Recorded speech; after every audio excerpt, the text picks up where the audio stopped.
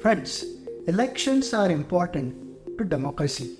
We are also in the midst of national elections, and that makes it doubly important to discuss the subject dispassionately. That's exactly what I'll do this Saturday. An important aspect that will cover my talk today would be the electoral funding. In the coming weeks, I will address some more contentious issues.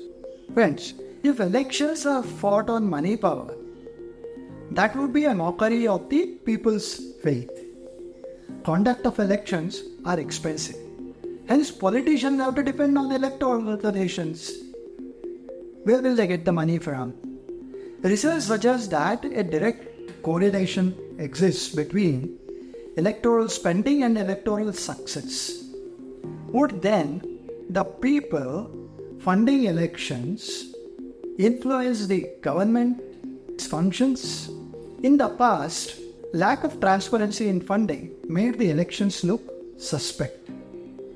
It is of interest to know that the Supreme Court was seized of the electoral bonds issue after striking it off as unconstitutional.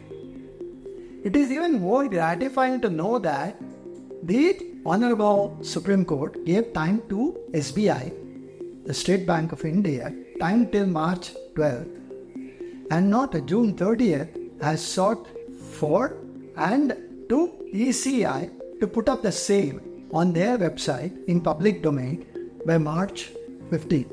There is a catch, however. There are two lists that are sought. The first list will have name of the donors and the amount of bond that they have ensured. The second list has bonds redeemed by the parties. Which party has redeemed which bond, how much of the bond value, and so on. This means technically no matching of the data between the two will be available. How then will we really know who donated how much to which party? Hence, it's only to be hoped that we will know the names of the donors who made donations to the political parties and keep guessing. Electoral trusts introduced by UPA in 2013 created complete opacity in the process of corporate donations to the parties. Come 2018, electoral bonds with amendments to Foreign Contribution Regulation Act, FCRA 1976, and Companies Act 2013 were introduced to promote transparency. That they remain questioned and contentious is also a fact. American Supreme Court Judge Justice Louis Brandeis once said, "We can have democracy in this country, or we can have great wealth concentrated in the hands of a few, but we cannot have both." Electoral bonds are similar to promissory notes. They are paid to the bearer on demand. The bonds could be purchased by an Indian citizen or by a company incorporated in India.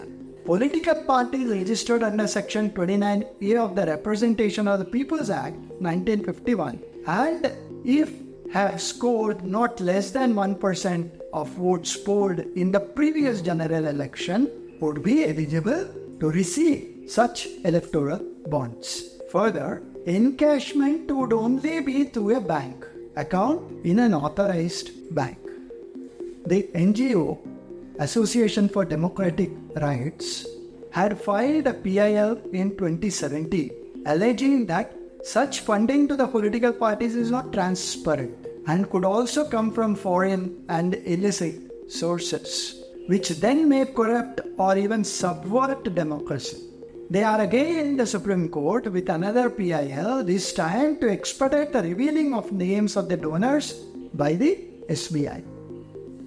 However, in 2017, after the Supreme Court refused to grant interim stay on the electoral bonds scheme, it sought responses of the Centre and the Election Commission on an interim application filed by the said NGO. However, the Supreme Court agreed to list the hearing on the PIL.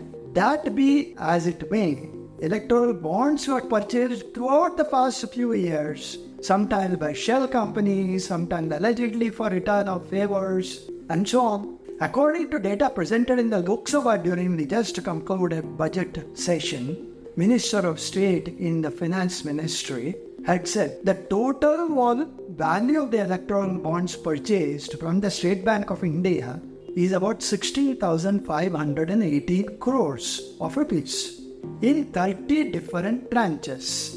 The commission paid towards towards printing costs, towards electoral bonds, and so on, the administrative part of it, to the State Bank of India by the Government of India is about 10 crore rupees. Is this the taxpayers' money? The larger question, however, is did the scheme infuse black money into the markets? Through the electoral bond scheme, Indian and foreign corporates can channel unlimited donations to political parties anonymously. Should then the EC not ascertain if the donations were received from foreign companies? Will not electoral bonds empower corporates, wealthy and influential individual donors, and foreign entities with political power? Will this not dilute the one voter, one vote theory? Most electoral bonds purchased in the past were valued at 1 crore of rupees or were in multiples of 10 lakh rupees each, though they could be purchased in denominations of rupees 1,000 to rupees 1 crore from the State Bank of India. It has no upper limit. Political parties could then encash the bond within 15 days. The identity of the donor, however, remains anonymous. Were certain amendments made to the Finance Act 2016 and 2017, both passed as money bills, enable these donations? Did the Reserve Bank of India and the Election Commission in 2017 not object to such a scheme? Why cannot the names of donors be revealed, since the bank anyway has a record of them? They have a complete KYC trail, so why do this? In a way, the bank is privy to this information. Does then the Parliament, the Election Commission, the opposition parties and the general public not have the right to this information? Does it not raise the bar on transparency?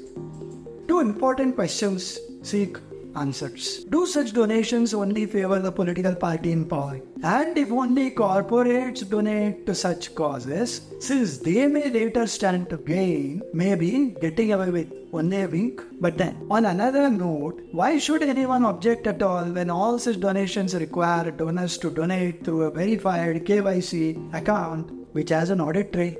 In the past, the High Court in Delhi held a couple of national political parties guilty of accepting donations from companies which, though registered in India, had foreign companies as controlling shareholders, which was illegal at that time. This led to the government amending the FCRA through annual finance bills in 2016 and 2018, which meant the provision of this provision is now retrospectively legalized. Further, Section 182 of the Companies Act of 2013 was amended to remove the requirement for declaring disaggregated donations to political parties. Whereas earlier only profit-making domestic companies could contribute to political parties, now loss-making companies can also contribute. Even the limit of 7.5% for corporate donations to political parties has been removed, which means corporations are free to donate any amount of money and are not liable to declare the recipient of their donations. Did the amendments to the two provisions read in tandem take away the transparency factor also? Will the political parties not be out of the purview of Right to Information Act too? The Honorable Supreme Court held the electoral bonds as unconstitutional very recently. This seeks that they be completely real-time and completely disclosed for the sake of transparency and accountability. It further seeks a cap on the funds that a party gets as donations. In fact, in France, as several other European countries, banned all forms of corporate funding and capped the individual donations at 6,000 euros. Should not the corporates and the political parties exercise more of leadership and voluntarily disclose the identity of recipients and donors? Or is it too much to expect in current times? Why cannot we have public-funded elections or state-funded elections as is done in many countries? Will it not ensure parity in resources between the ruling and the opposition parties? We have come a long way as a democracy in the past 75 years. As voters, we must be more vigilant and be self-aware. It means we must reject candidates and parties which violate the spirit of free and fair elections. We must also realize that our votes are not the same if corporates influence politics through hidden donations. Have you ever wondered why at all corporates donate such large amounts of money to political parties when a little charity in the public space would save many from hunger? Political party may win or they may lose elections, but surely we as voters will always lose if extraneous considerations influence the decision making. Intuitive campaign finance reforms may be the only way out. With that, friends, let me end this contentious but interesting debate for this Saturday. I promise to be back the next Saturday with another episode that you will find stimulating enough. Thank you, Dhanyavad, and Namaskar.